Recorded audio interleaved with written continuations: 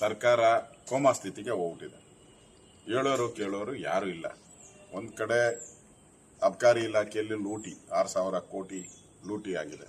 ಅದನ್ನು ವಿಧಾನಸಭೆಯಲ್ಲೂ ಪ್ರಸ್ತಾವ ಮಾಡಿದ್ವಿ. ಇಲ್ಲಿ ಶಾಸಕರೆಲ್ಲ ಆಗಲೇ ವಿದೇಶಕ್ಕೆ ಪ್ರವಾಸ ಹೊರಟಿದ್ದಾರೆ. ಇಲ್ಲಿ ಮಾಡೋಕ್ಕೆ 108 ಕೆಲಸ ಐತೆ. ಇಲ್ಲೇನು ಕೆಲಸ ಇಲ್ಲ ಅಂತ ತೀರ್ಕೊಂಬಿಟ್ಟವ್ರೆ ಎಲ್ಲ ಶಾಸಕರು.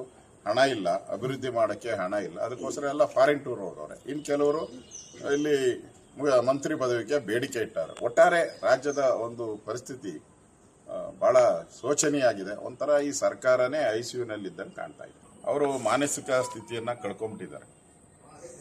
ಈಗ ಏಕಾಏಕಿ ಎಲೆಕ್ಷನ್ ಘೋಷಣೆ ಮಾಡ್ತಾರೆ. ಜಿಲ್ಲಾ ಪಂಚಾಯಿತಿ, ತಾಲೂಕ್ ಪಂಚಾಯಿತಿ, ಬೆಂಗಳೂರು ಮಹಾನಗರ ಪಾಲಿಕೆ. ಇಷ್ಟು ದಿನ ಯಾಕಿರಲಿಲ್ಲ?